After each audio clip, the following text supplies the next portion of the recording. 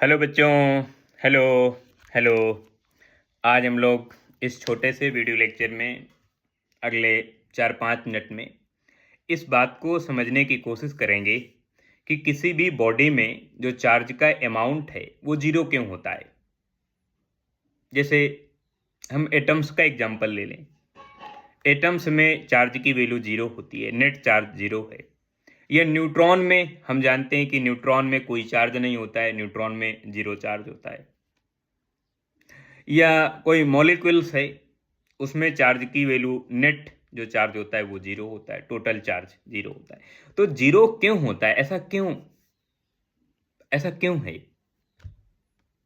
समझते हैं कि किसी भी एटम्स में जितने नंबर ऑफ इलेक्ट्रॉन होते हैं उतने नंबर ऑफ प्रोटॉन होते हैं, और इलेक्ट्रॉन का चार्ज नेगेटिव 1.6 10⁻⁹ कूलम है, और प्रोटॉन का इतना ही चार्ज पॉजिटिव है, पॉजिटिव यानी प्लस 1.6 10⁻⁹ कूलम चार्ज है। तो जितना अमाउंट है नेगेटिव चार्ज का ड्यू टू इलेक्ट्रॉन की वजह से जितना नेगेटिव चार्ज है उसी एटम्स में, उतना ही पॉजिटिव चार्ज है, उतना ही अमाउंट का पॉजिटिव चार्ज है ड्यू टू प्रोटॉन की वजह से ठीक उतना ही पॉजिटिव चार्ज है। तो टोटल चार्ज जीरो हो गया। अगर किसी भी मटेरियल में, किसी भी बॉडी में, किसी भी ऑब्जेक्ट में अगर चार्ज की वैल्यू जीरो है तो इसका मतलब ये नहीं कि उसमें चार्ज नहीं है, चार्ज है, बट जितना उसमें चार्ज पॉजिटिव है उतना ही नेगेटिव है, तो नेट चार्ज की वैल्यू जीरो हो गई। जैसे हम एटम्स का ही अभी एग्जांपल समझ रहे हैं तो उसी में एक फाइनल चर्चा कर लें। ये हमारे पास कोई भी एटम है, किसी भी मटेरियल का एटम है, चाहे वो हाइड्रोजन हो, हीलियम हो, lithium, beryllium, carbon, nitrogen, oxygen, कोई भी हो। मेरे कहने का मतलब जितने नंबर ऑफ इलेक्ट्रॉन होंगे उतने नंबर ऑफ प्रोटॉन होंगे, ZXA, एंड इधर लिखेंगे A-Z। A-Z का मतलब number of neutron, number of proton और नंबर ऑफ इलेक्ट्रॉन। A का मतलब number of proton plus number of neutron. अब एक इलेक्ट्रॉन्स पर जो चार्ज होता है वो -1.6 10⁻⁻19 कूलम है, और एक प्रोटॉन पर जो चार्ज है +1.6 10⁻⁻19 कूलम है। तो दोनों पर जो चार्ज की वैल्यू है वो मैग्नीट्यूड के बेस में तो सेम है, बट नेचर के बेस में डिफरेंट है। अगर हम लोग एटम्स को बनाते हैं तो एटम्स ये हो गया, यहाँ पर न्यूक्लियस है और न्यूक्लियस में प्रोटॉन है, और नंबर ऑफ प्रोटॉन जेड हैं, तो जेड प्रोटॉनों का जो चार्ज हो गया +ZE हो गया, और बाहर इलेक्ट्रॉन मूव कर रहे हैं तो इलेक्ट्रॉन का जो टोटल चार्ज है वो -ZE है, प्रोटॉन का चार्ज इतना है। तो टोटल चार्ज यहाँ पर आप देखेंगे तो टोटल जीरो हो जाएगा, क्योंकि जितना पॉजिटिव चार्ज है उतना ही नेगेटिव चार्ज है, तो टोटल जो चार्ज होगा वो जीरो होगा। आप लिखेंगे -ZE +ZE, तो टोटल हो गया जीरो। क्योंकि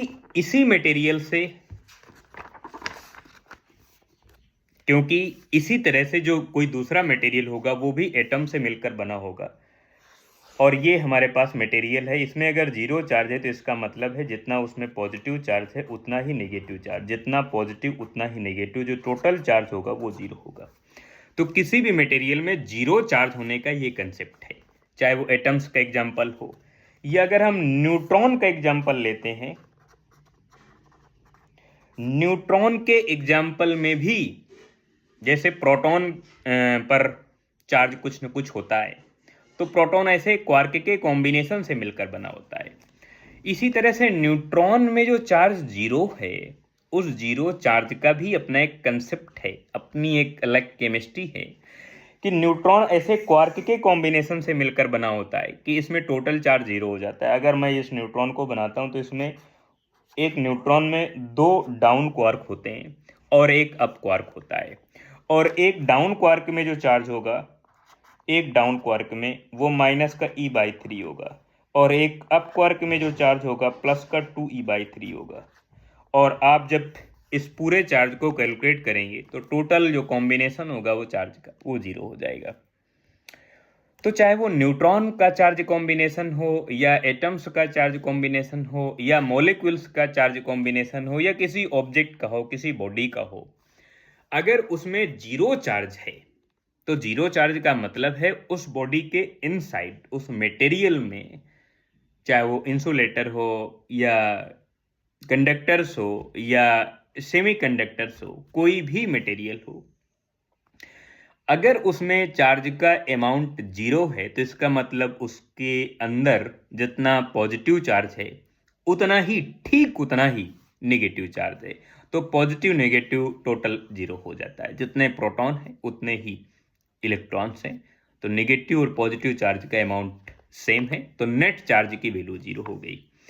तो किसी भी मटेरियल में जीरो चार्ज होने का यही कंसेप्ट है। कोई दूसरी तरह की हम बॉडी बना लें, इस तरह की, किसी भी तरह की, किसी भी शेप साइज की इस तरह की बॉडी बना दें, कोई एक ये वायर बना दें।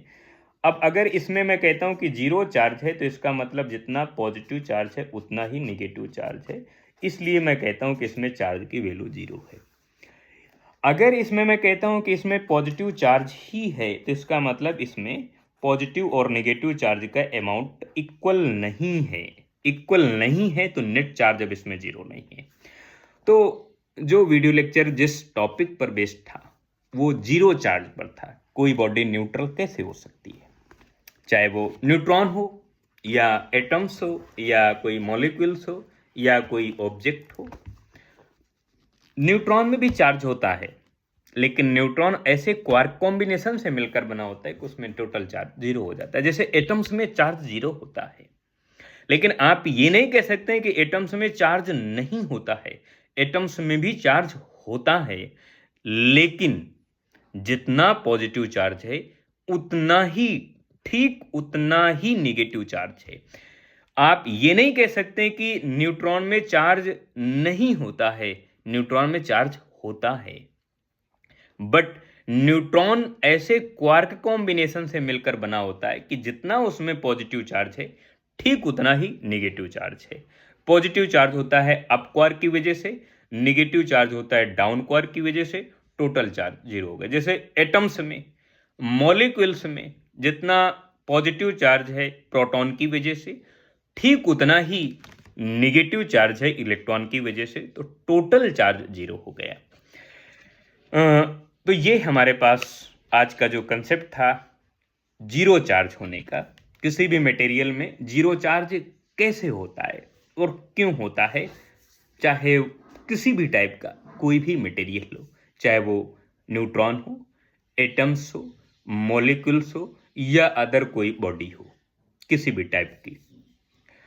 अगला जो वीडियो लेक्चर होगा हमारा वो इस टॉपिक पर होगा कि किसी बॉडी को कैसे चार्ज करते हैं, चार्ज करने का कंसेप्ट क्या है, क्या मेथड है।